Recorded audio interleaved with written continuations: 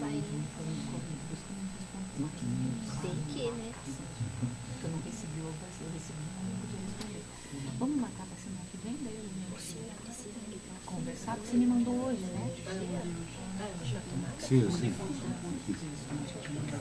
Esse refez aqui. aqui embaixo Não tem fiz tomada. E me diga, você vai fazer isso? Na lateral. Não. Ah, você já fez. Porque se aqui, professor, eu consigo ver o senhor. Ok. Consigo ver seu computador. E aí o senhor fica mais próximo da tomada. Que dia você tá fazendo? Ah, eu tô tendo aula. Eu tô quinta e sexta. Tá ótimo pra você. Você vai ter que vir na quinta ou na sexta. Vai dar. Quinta-feira não pode ser quinta-feira? Pode ser? Tem que dar. Então, por volta das 5 horas. Você me manda um e-mail que eles querem confirmar sempre direitinho, porque tem que anotar lá na minha agenda. Não esqueça. Tá bom? Você manda. Manda na terça, assim. Tá bem? Aí a gente conversa.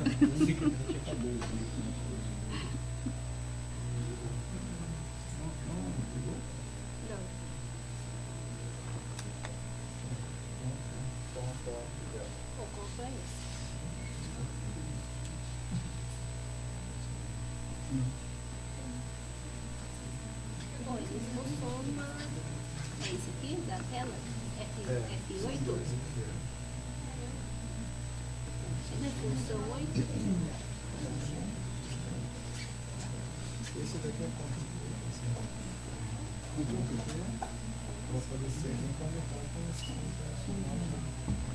Foi. Ah, ok, tá. Deixa eu ver se não aparece lá. Cadê o controle?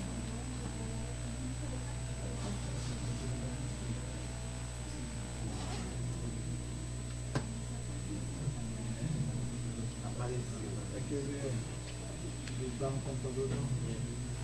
Você tirou dali.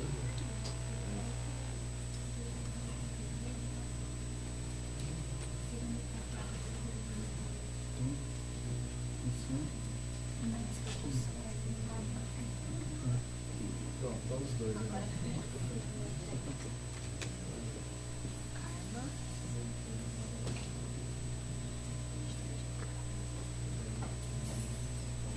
O controle tá bom.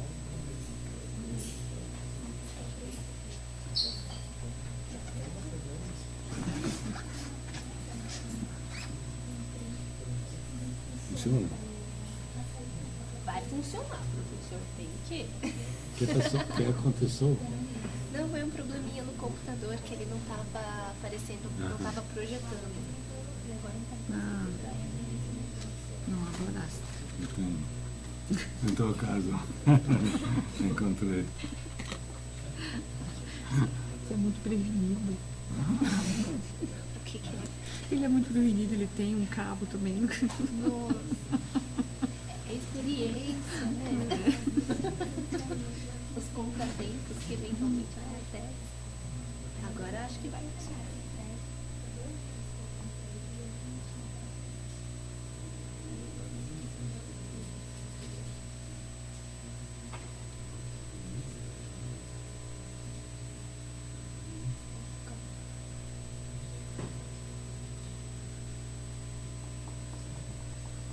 Bem, fantástico.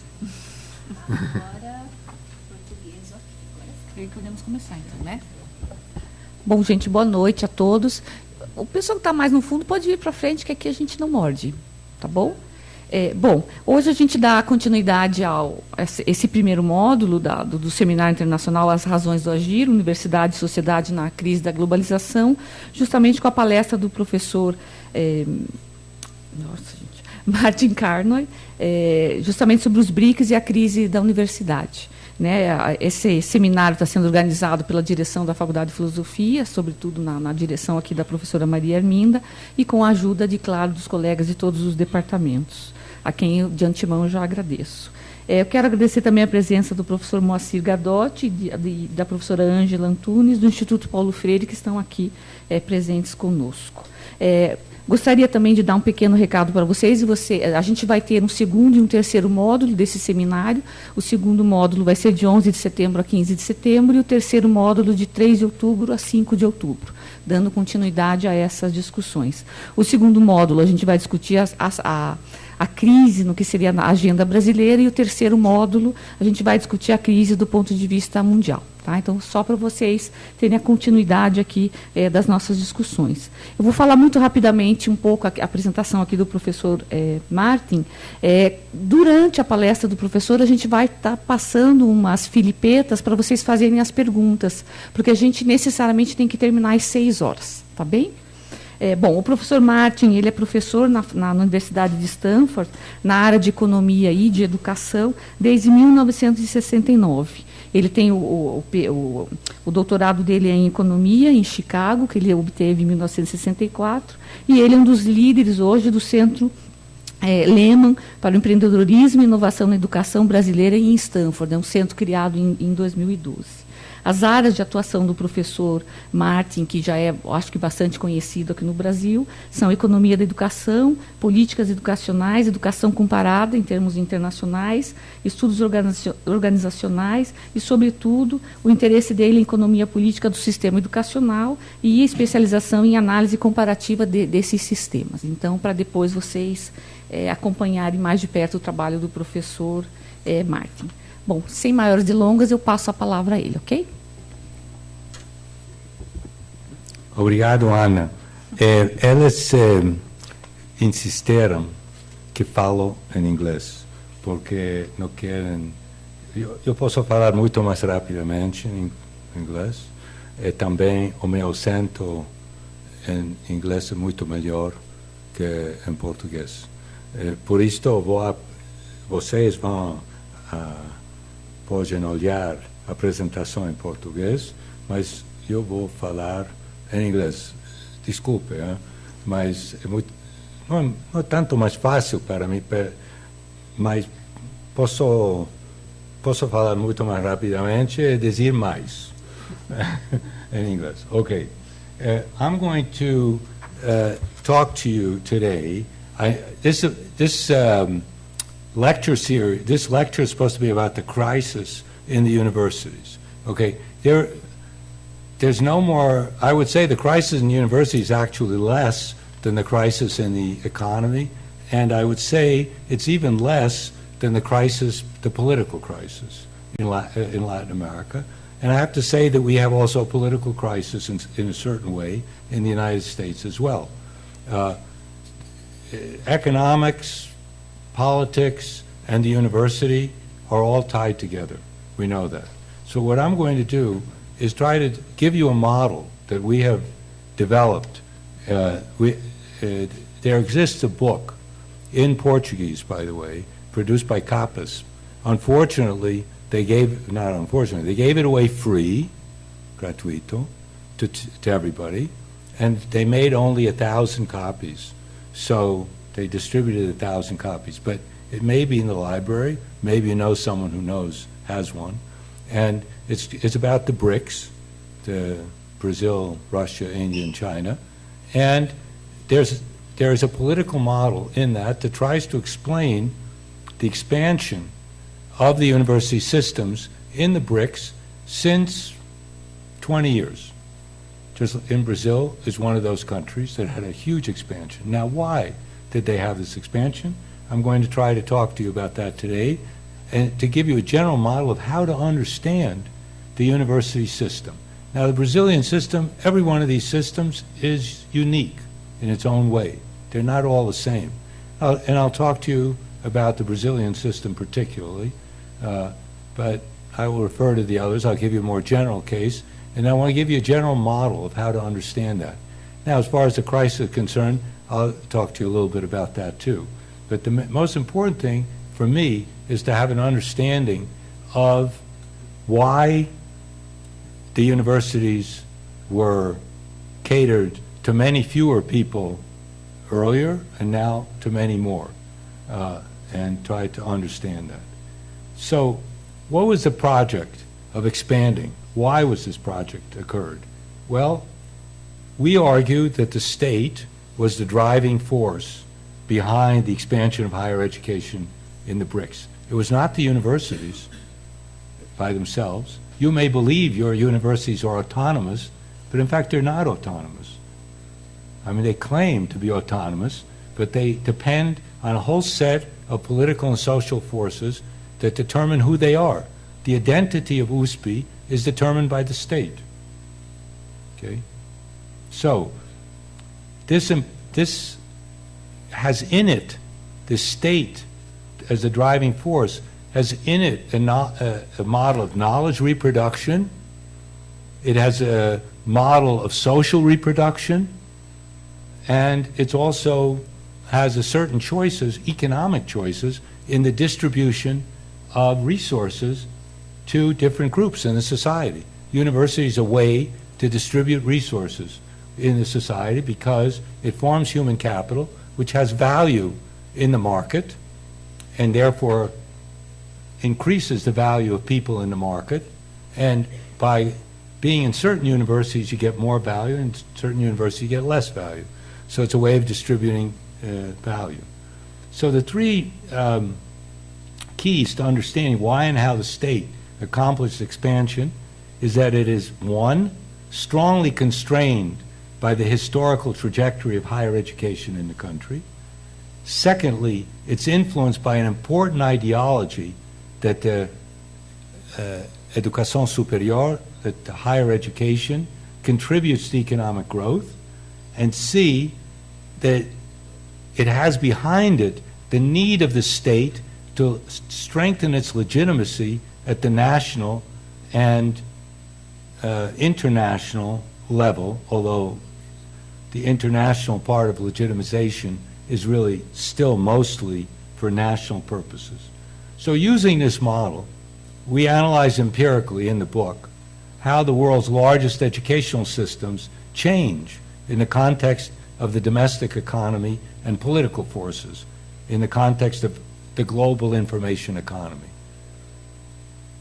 So it's a global issue because universities became, this was not always true, but, well, it's been true for a long time, that universities have always been in a certain way international because the university system, at least the way it used to be, represented basically elite formation.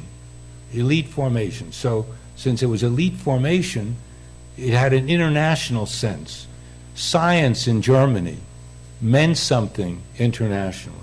So the best German universities were producing, before World War II, were producing some of the great scientists of the world, and those scientists had meaning in an international way.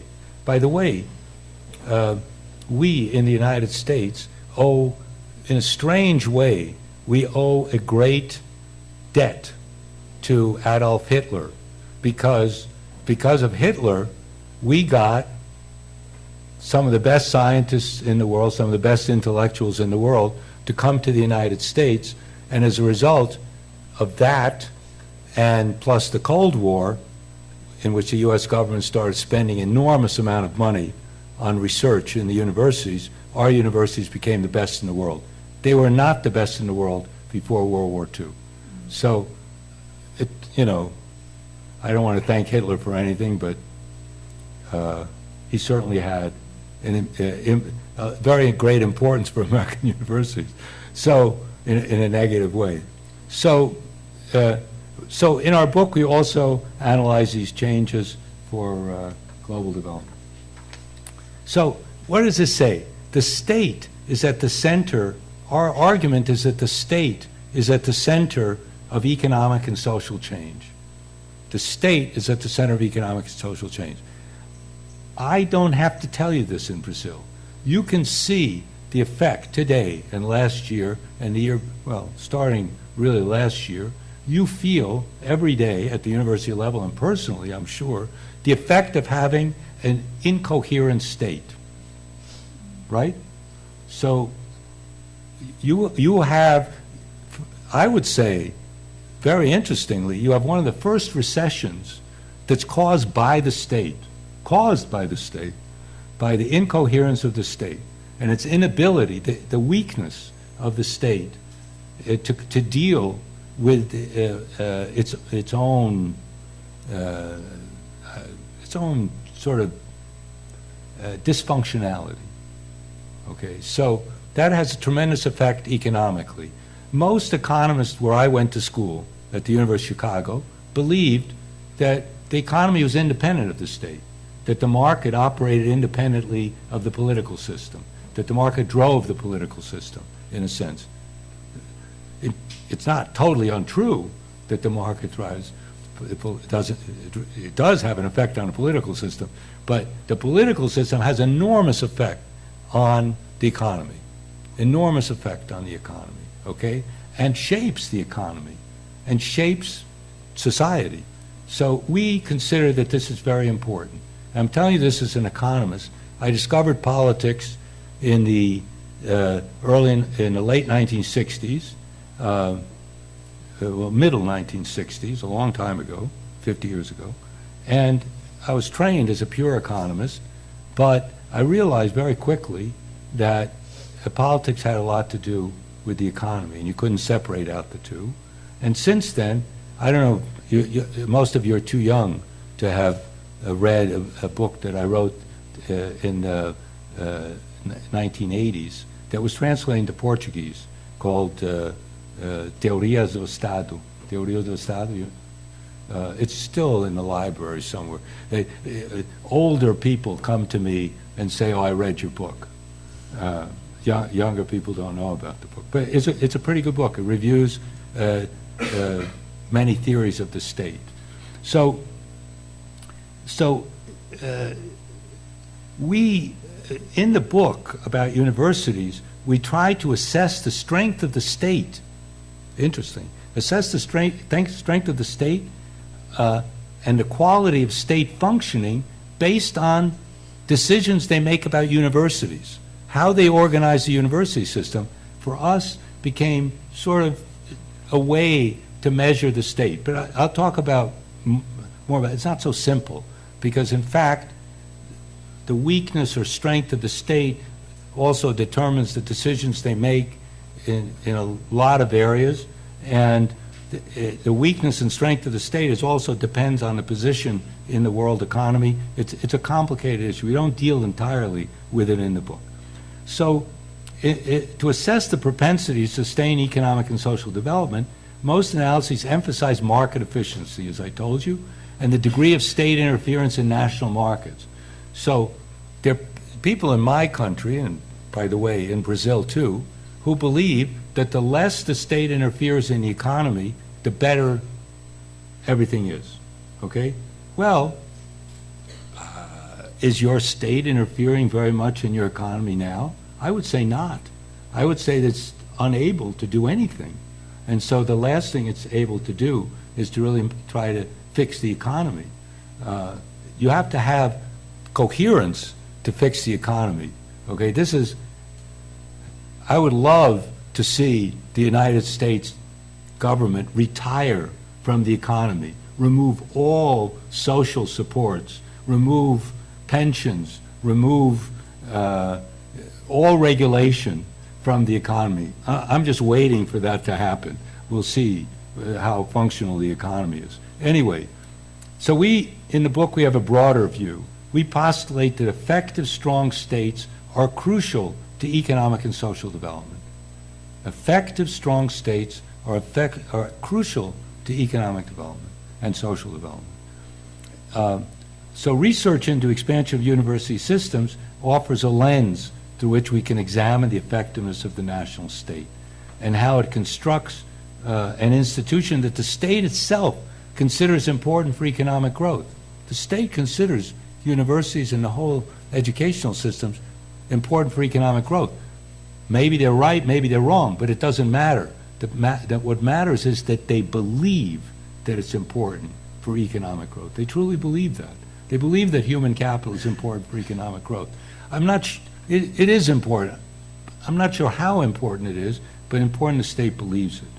And it's certainly important for the reproduction of the legitimacy of the state.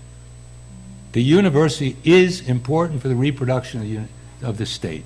So you need an extremely authoritarian state to avoid using the university as the reproducer of the state. Uzbekistan, for example, reduced the university by a lot after the collapse of the Soviet Union. But it was able to do so because it had a very authoritarian, almost dictator, as the head of the state, and they were able to do it. The same is true in Cuba. I don't know if you know this, but Cuba reduced in the last 6 or 7 years the university from 700,000 students down to 200,000 students in just 4 years. You can't do that in a democracy. You just can't. It would be impossible. What would happen at USP if they decided to reduce the size of USP by 60%? You'd all go out on strike, right? You demand that the government change. Okay? So, but in Cuba, nobody went out on strike because they didn't have a choice whether the university, same in Uzbekistan. So for most societies, not even, don't have to be democracies. In Russia, which is hardly a democracy, the government, Putin, cannot reduce the size of the university system. And it's huge. And they would love to close a lot of universities, but they can't, because his own legitimacy would be at stake. So the next question we have to ask is, are the states that we're dealing with here, Brazil, Russia, India, China, are these periphery states? Are these states that really have, in some sense, autonomy in the world economy and can make decisions independent of their sort of lower level position in the world economy? Or are they driven by many social and economic changes out of their control? So are they weak states or strong states? So in terms of the global capitalist economy, are these peripheral states that are completely constrained by the capitalist center? It's an interesting question. I think it's an important question. I'm not sure that I can answer it completely, but I would like you to think about it. Does the role of the university system reflect peripheral status? You're at the top of the university system here. You're one of the most elite universities, if not the most elite university. And the question is, are you really autonomous in terms of the world system? Where do you fit as a university? Is what goes on in this university really under the control of even the Brazilian state? Or is it shaped by the position of Brazil as a peripheral state? I'm not saying that it is a peripheral state, but you might consider that Brazil is a peripheral state, and the position and what happens in this university is in fact determined by a state that has to think about its position in the world economy, but a position that they don't control, that they can't fully control what they want to happen in the university system.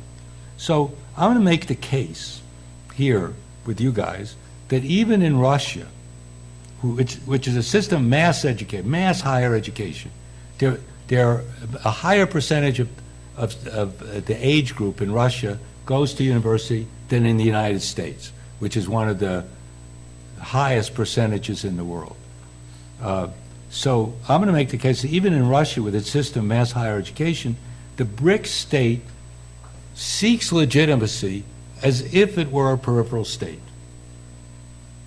So in other words, it seeks legitimacy not just within its national borders, but it seeks legitimacy in the international system.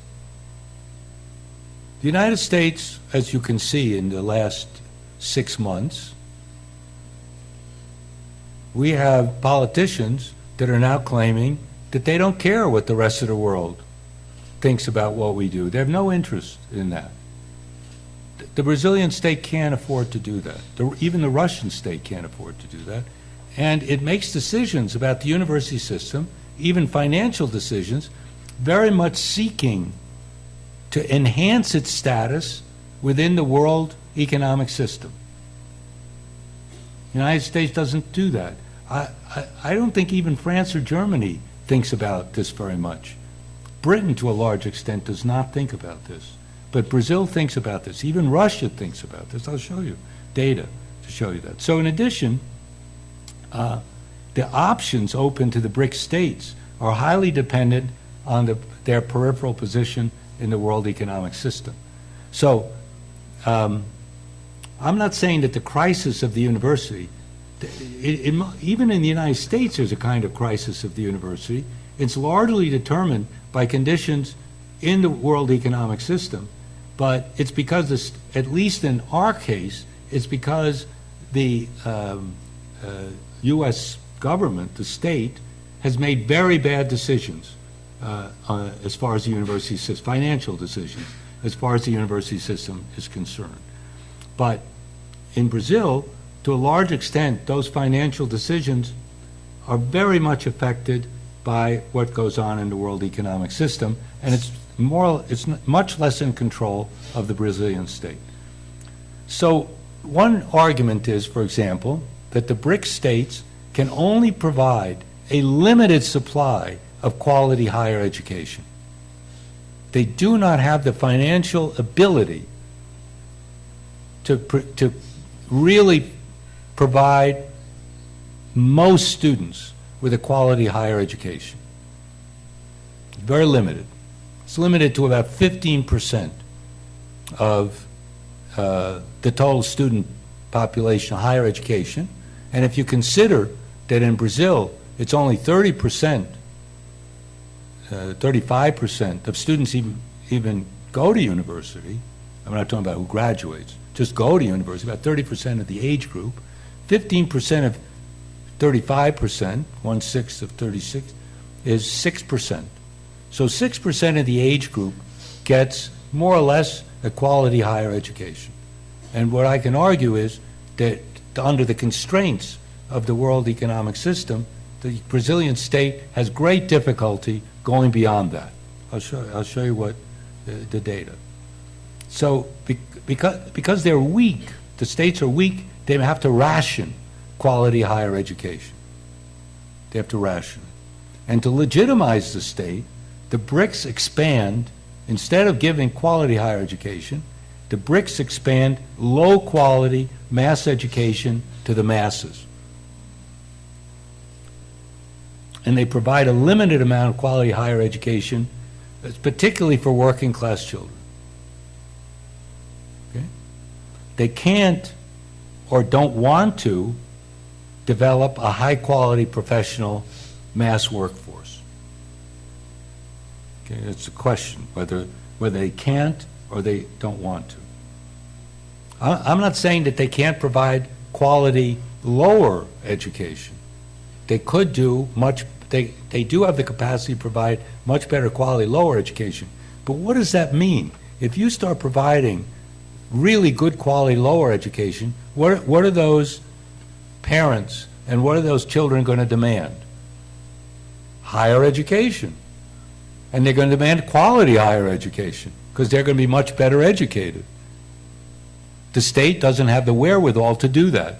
So what they do is they keep everybody's education kind of low quality and then provide mass low quality education for most 85% of the students who go to higher education.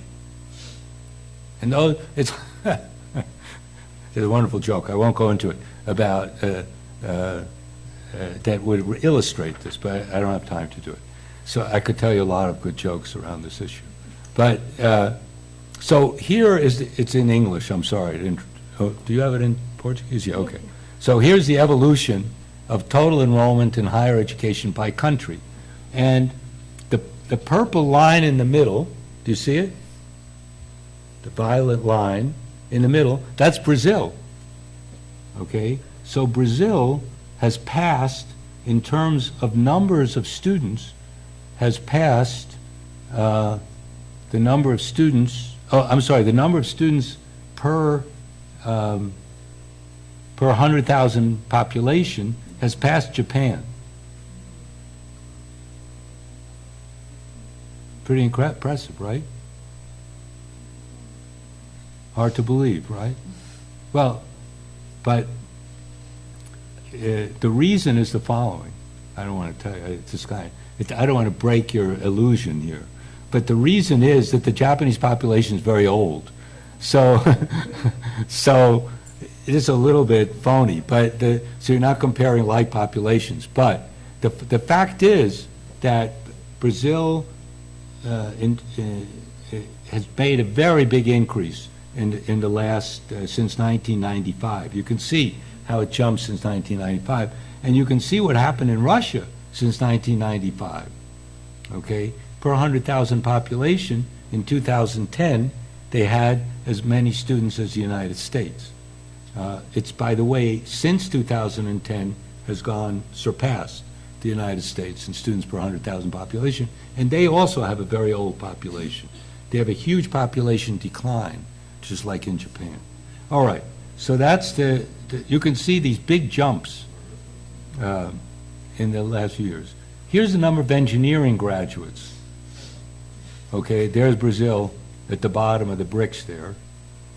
And China has this enormous number, which has expanded since then, of engineering graduates, and a big jump. But Brazil is growing, but it's still very small. So what are the conclusions? I'm going to go through these very quickly. One of the main impacts seems to be that we came to is that the private return to higher education has increased a lot. This is the effect of globalization. That all of a sudden the kinds of work that people do, particularly in things like higher services, requires much higher, the people going into it have much higher education. So it's increased the return to higher education. So Brazil, I'll show you the rates. They're phenomenal in Brazil. If you complete higher education, you get a huge private return. So what they did, all the BRICS expanded higher education by passing on the costs to families. They passed a lot of the cost on to families. Now, in Brazil, you have a really weird system because you didn't pass it on.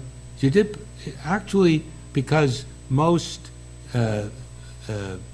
people in upper income groups actually go to private universities and not public, because there's such a high percentage of people in high income groups go to universities. Everybody thinks they all go to public universities. It's not true.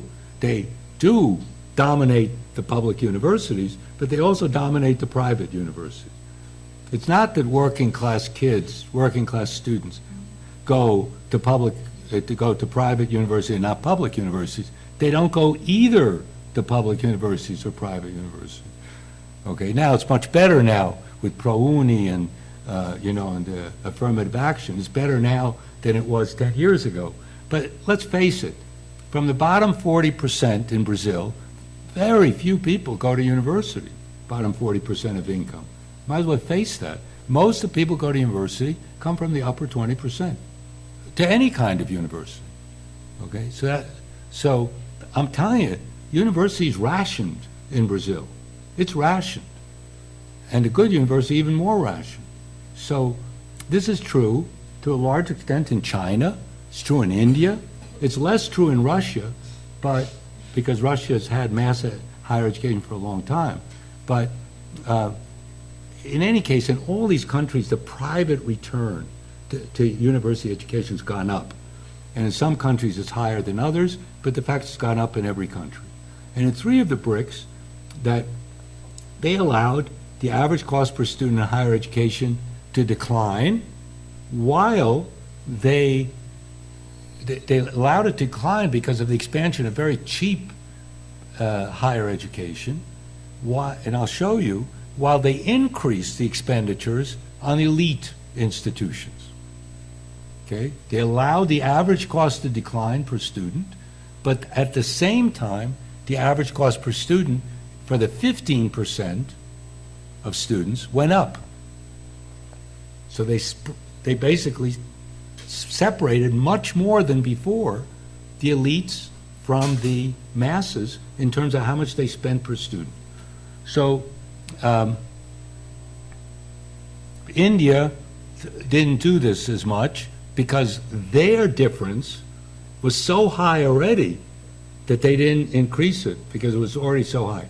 The fact is the mass Indian university, by the way, which in many fields like engineering, medicine, etc., is private.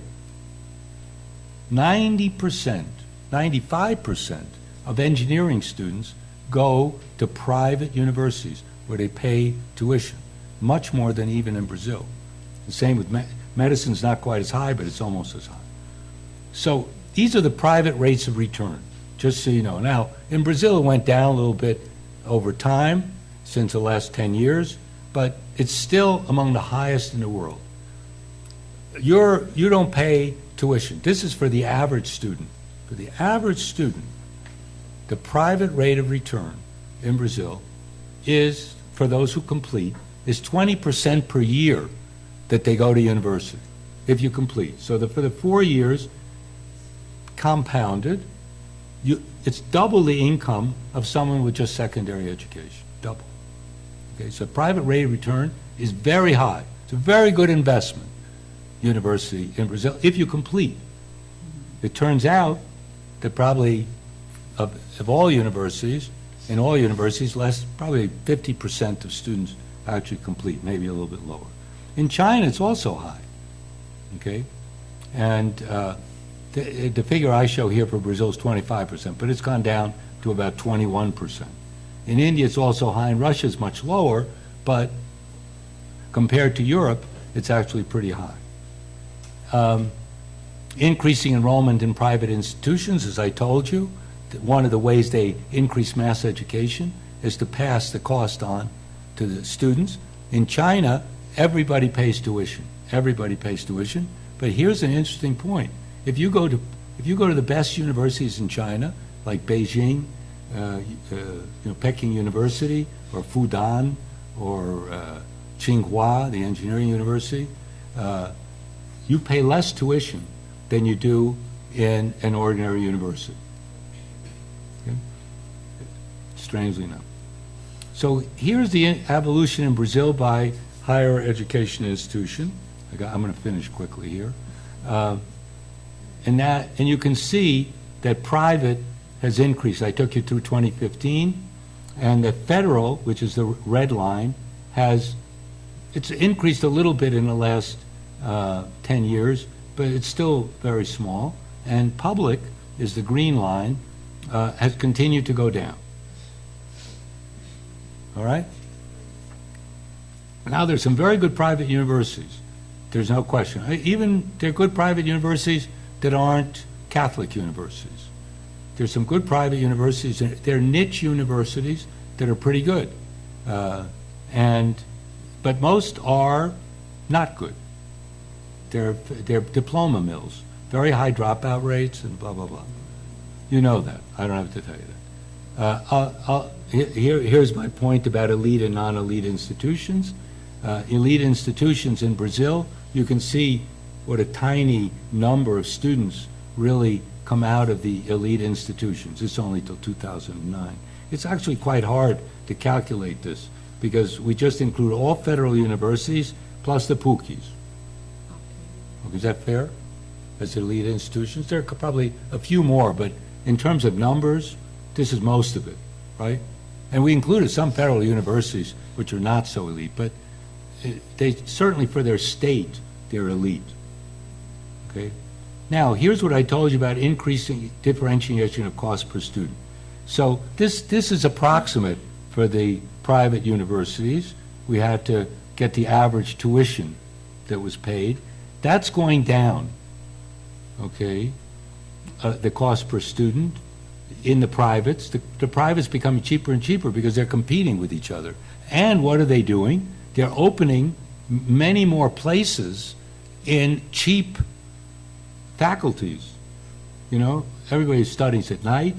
In Brazil, a very high fraction of students study at night, okay? altogether. And so they work during the day, study at night, and very few people, percentage-wise, it's, it's not immaterial, but they're mainly not going to engineering schools. They're not going to medicine. They're not even going to law, which is pretty cheap. Law is cheap to provide. You don't need labs. You don't need, expensive hospitals or anything like that. You can just have teachers teach law, right? So they study subjects which are pretty cheap. You can study math or sociology or economics or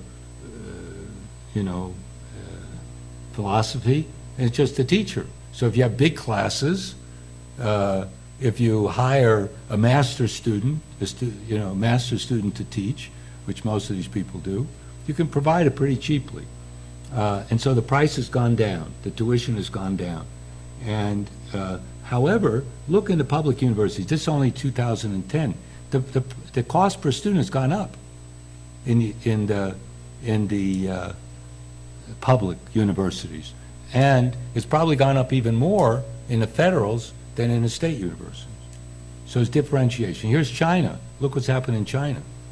In China, the cost per student in the 100 top universities has gone way up, and the cost per student in the mass universities, these are not privates, these are almost all publics, they've stayed constant, and the percentage paid of tuition in those red line universities is very high.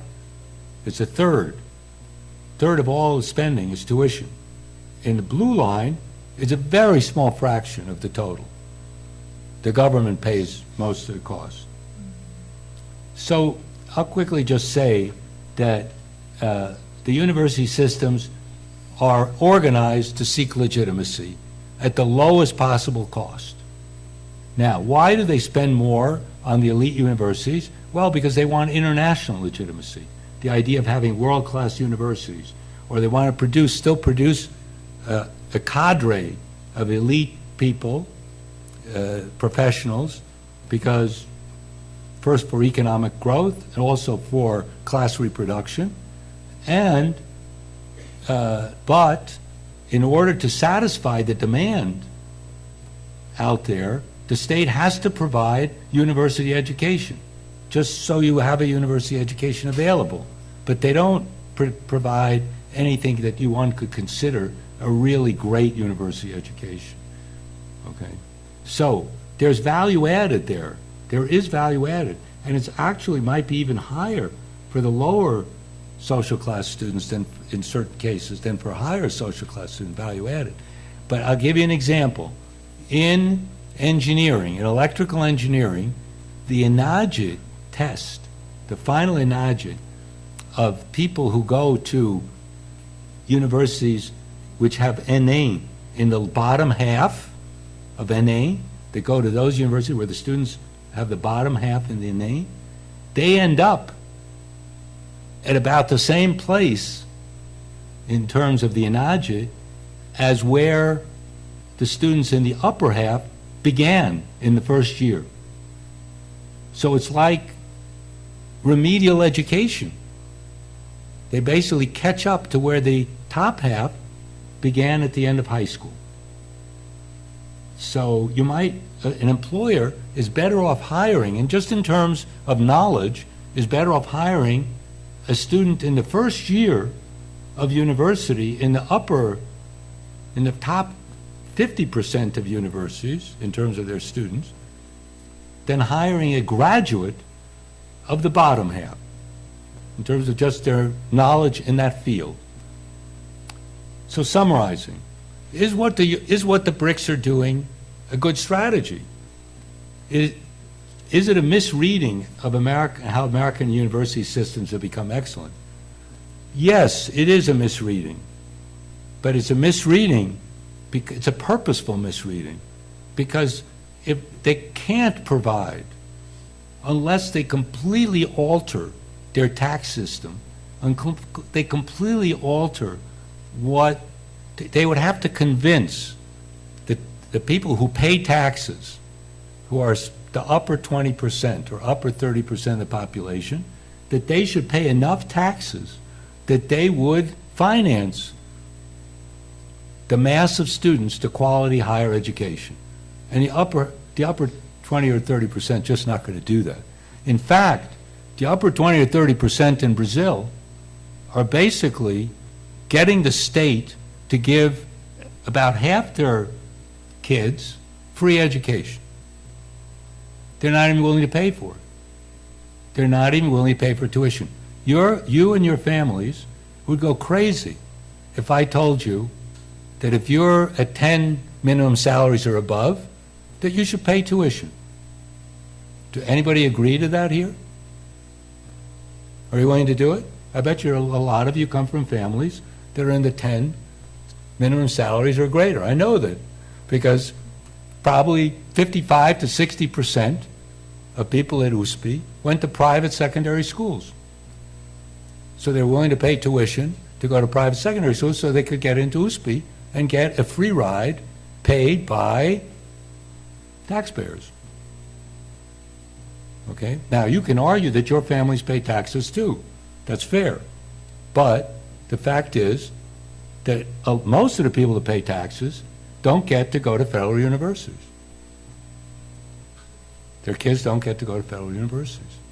We had the same discussion in California, by the way, in the 1960s. Why should I, as a taxpayer, finance upper middle class students to go to Berkeley, an expensive university? Why should I do that?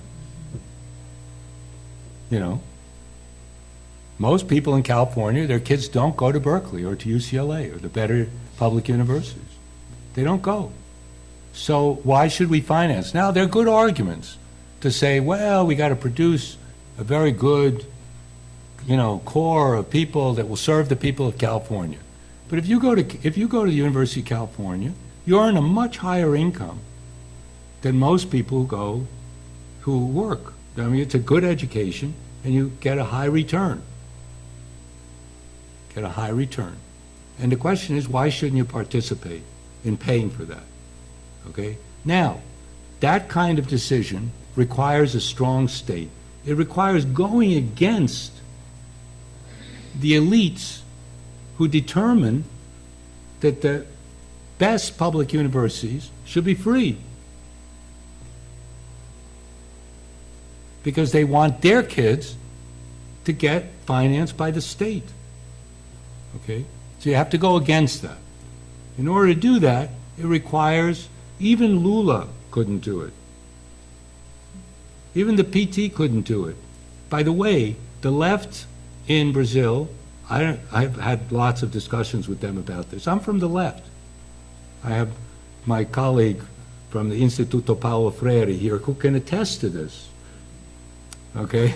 Read some of my books. I'm from the left. I do not understand the argument of the left that should say that rich people going to federal universities, their kids should not pay to something to go to university, because that would augment the possibility to either make better education for everybody or whatever. Now, my students told me to say this to you in this lecture just to provoke you, but let me just say that it's a sign of a weak state that can't do this.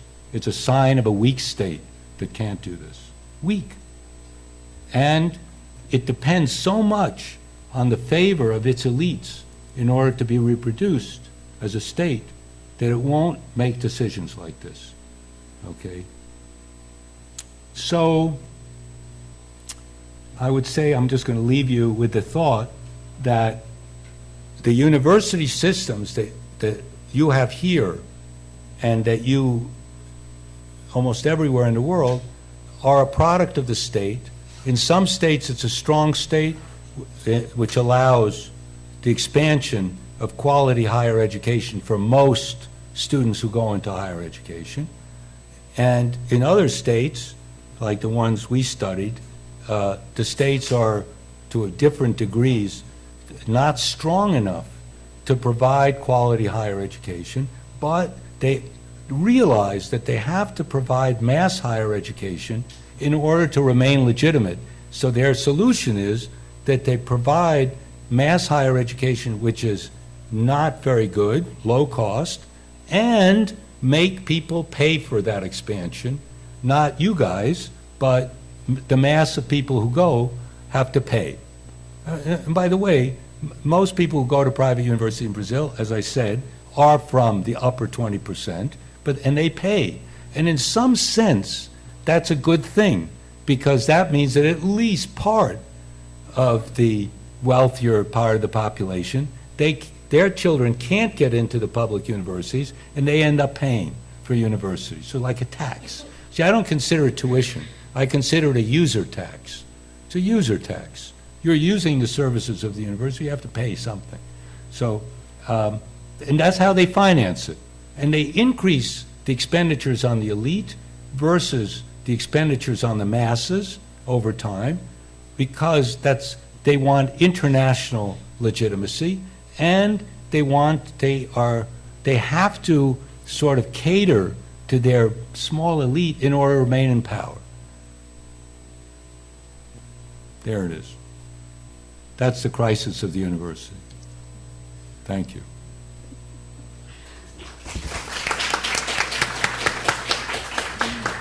Thank you very much, Martin, for your approach. Unfortunately, you don't have many time. I don't know where is the questions.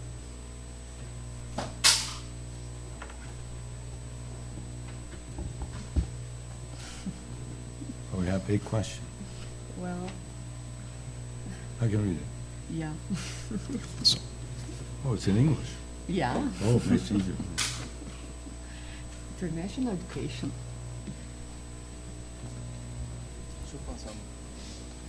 This is a good question.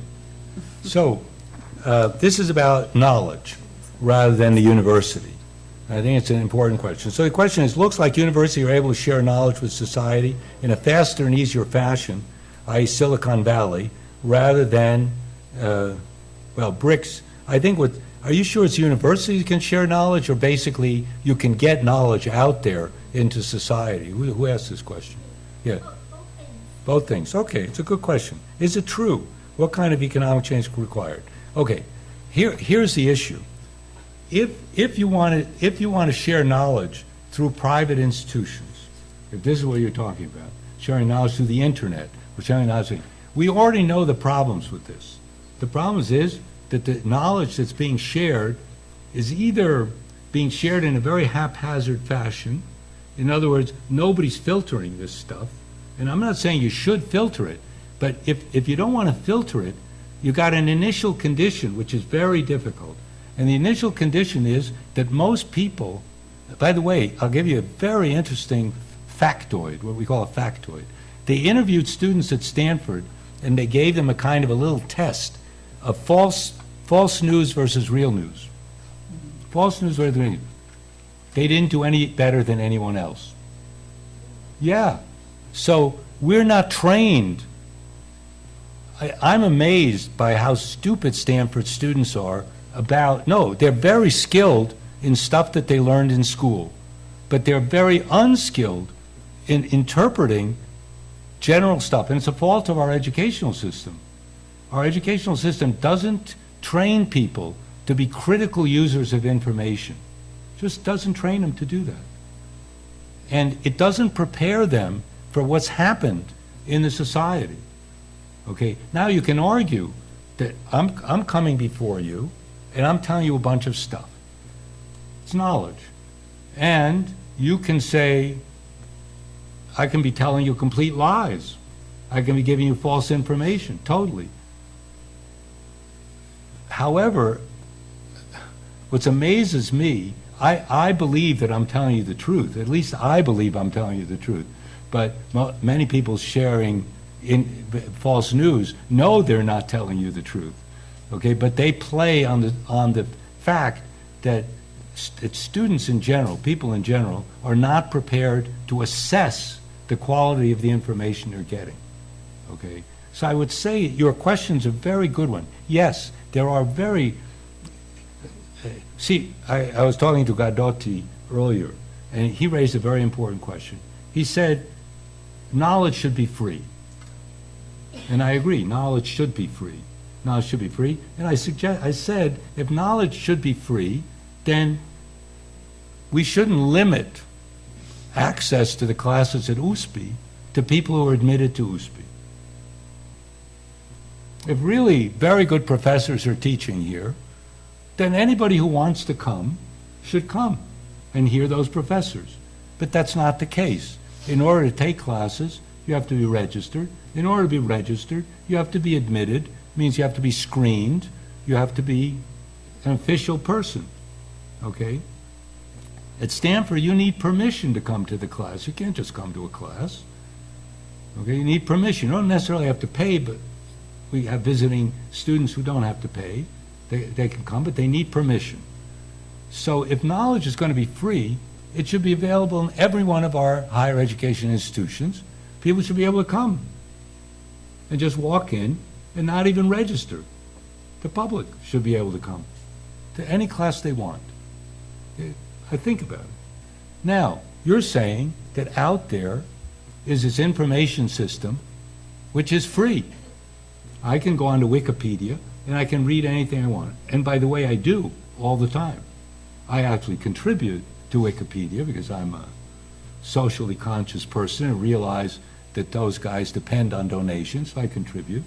But the fact is that I use it very frequently, and I use the internet very frequently for information, and I tell my students, every time I say something that you think might not be true, you should look it up immediately and see if it's true, and correct me if I'm wrong, okay? So I'm trying to teach them to be to not even accept what I say as the truth. But the school system doesn't do that for people. So what happens is, ideologically, you have a set of ideas about the world. And if I supply you information which agrees with your underlying ideology, you're more likely to accept it than if I tell you something that disagrees with your ideology. I'm the same way, by the way, okay? But I think we would have to change, we do have to change our entire education system in order to do what you want to do. If you want to just say, let's everybody share in this base of knowledge that we have, we'd have to train people how to distinguish between fact and fiction, how to, how to question your own values even, and your own beliefs about stuff. And we should do that. I'm for that. But that doesn't fall into that better, lower education politic that you were saying before. You know something? Don't even limit it to lower education. Make better university education, okay? We have a lot of problems in university, and I can't get into it, but the fact is that people take ideological positions and they will only tell you the knowledge that they believe goes along with the ideological position. And everybody else is an idiot, and the knowledge is wrong. It's not wrong. A lot of things I disagree with are not necessarily incorrect. I just don't agree with it. I don't agree that that leads to something positive in my world. But I can well understand in other people's worlds that's correct knowledge. And we have to teach, I hate to say this because I'm very, as far as politics is concerned, I'm very intolerant. But as far as knowledge is concerned, I have to train myself to be tolerant. I have to accept the fact that people can disagree. Okay? It's hard to do today, but it's important. But to do this kind of system, you need people to really know how to question a lot of stuff. I even see stuff in Wikipedia that I know is wrong. And you're supposed to send in and say if you don't think it's right. But it takes time, Any other questions? A gente tem tempo para uma rapidinha. Come on. Can you hear me? Yeah, I can hear you. Yeah. I just would like to ask what's your opinion about students from these elite universities who offer their services freely or Yeah, you mean social service. Social services, like, for example, teaching for free in schools. Yeah, Or great point. So Great it's point. basically that. That's a great alternative. If, in other words, what he's saying is, let's say you get a free education at the university, that you're required to give 2 years of public service as a result. I totally agree. I think it's a great idea. As an alternative to paying, you can choose. I would give a choice. Either pay or do public service, or pay later. You can do a tax system where the more you earn, the more you pay, you pay an additional tax because you went to a public university afterwards. But you're right, public service is a great thing to do. In fact, they do in many places. They give free tuition, for example, if you go into teaching. But afterwards, you must teach for 2 or 3 years. You don't have to stay in teaching all your life, but you have to at least give public service. Hmm? Yeah, you can do that, or you can choose. You can pay, or give public service. It's a trade-off. In many countries, there's mandatory conscription into the military. In Israel, you must serve 2 years. You have free university, but before you go to university, you have to go in the army for 2 years. Everybody, men, women, everybody, except Orthodox. But it's a big issue in Israel. Why the Orthodox don't go into the military? It's politically a very sensitive issue. But there's this idea of community. By the way, when I was a young person, military service was required. Now, I wasn't called into the military. I didn't avoid military service, but I was never called into the military. But if I had been called, I would have gone. But in my generation, people went into the military, and it was mandatory. Now they don't do that anymore. We have a paid army. It's very bad, very bad. We're much more likely to send people. Everybody feels guilty, so on the plane, they let the soldiers, the people in uniform, go on first and go out first. Okay, they do that. But if it were everybody, they wouldn't do that. They wouldn't have to do it because everybody would be eligible to go. But right now we have a mercenary army. Mercenary means you get paid. And they get paid reasonable salaries. It's not very much. And we appreciate very much that they take danger for us. But the fact is that it's not good for the society. It's not good for the society because everybody should serve. So I like your point. I think it's a good idea. I would have been happy to do social service after going to university. I think it's good. It incorporates you into the society. Go work in a poor area, go in a Peace Corps, do whatever. It makes you a better person.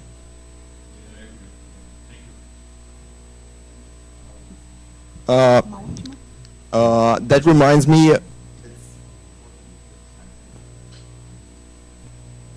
That reminds me of Germany, where you have to have a year of social service between high school and college. Good. And colleges there, you have to enroll for tests. So they act as if certification and curatorial institutions. You just enroll for tests. You don't enroll for. You only have to enroll in classes that needs computers or machinery. Else, it's just enroll for a test, and that can be done by mass, en masse.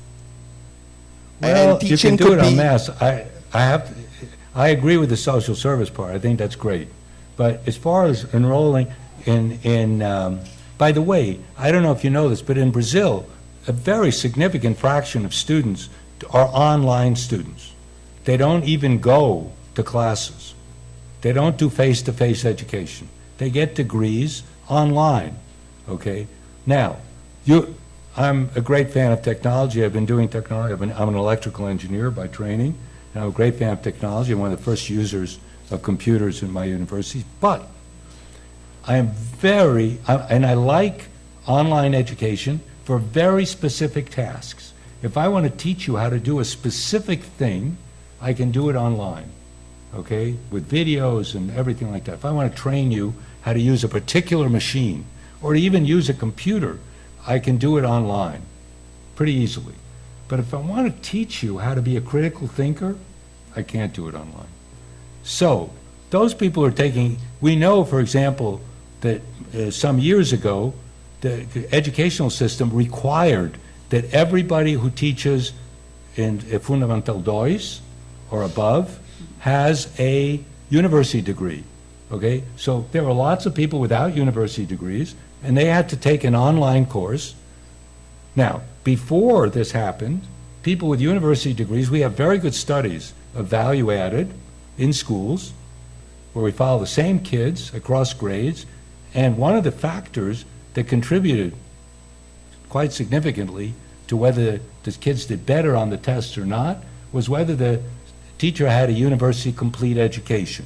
Okay? As soon as this happened, a few years later, having a university education had no impact. Why? Because all the people that got university degrees afterwards had learned really nothing that was useful, knowledge about the subject or anything else, or how to teach better or anything, and now they had a university degree. So it had absolutely no impact on what happened to their students. And I would say there are hybrid courses which are both class and thing which work very well. So for example, if I'm teaching you a class and I give you some online stuff before you come into the class, so you've already been exposed to things I want you to know, or readings that I want you to read beforehand, answer questions about them, and then you come to class and we have a discussion about those things, that's terrific. That's better even than just class, okay? But it requires a lot of work by the instructor, a lot of work, because the instructor is the one that runs the online. It isn't a group of people sitting around doing online courses, you know, and there's some good online courses. I'm just telling you that the value of that in terms of what you know is only worth something when you have very specific things. If I want to teach you how to do Excel, or I want to teach you some accounting methods, I can do that online. But anything above that to make you really a knowledgeable user of information or things like that, I have to do face-to-face. And that's why it's so expensive, face-to-face education, and anybody that can afford it takes it, okay? Anybody that can choose to do it. I doubt if you went to your families and said, oh, I'm going to enroll for an online course rather than coming to the university, they would choke you to death and you wouldn't be able to do it. Thank you very much.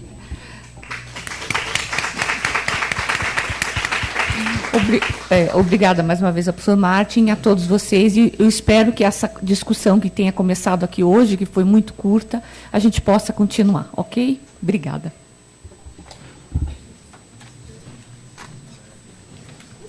Thanks. Did you enjoy?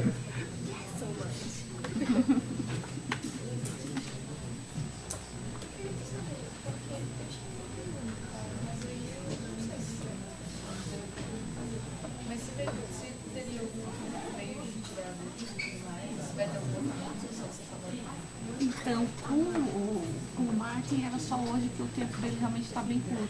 A gente faz discussões em relação a isso no nosso curso de Sociologia da Educação, se tiver interesse. Não sei de que curso você é. A senhora é professora daqui? Sou. Então, eu tô na história. Obrigado por vir, não é? Muito bom, parabéns. Did you like it? Eu já I fiz like, uma like, musical, não Muito bom ter você aqui. Tá? Tem uma próxima ronda. É quinta-feira à noite, sexta-feira à tarde. Trabalhamos juntos, com certeza. Mas a gente faz discussões desse gênero na disciplina, Ah, se legal. você quiser. Me interessa Vou sim. sentar. Se a senhora me aceitar como convite, eu Claro, vou gravar. as aulas são abertas. Ok? Então, eu vou... Aliás, tem muito aluno lá nesse Ah, que legal.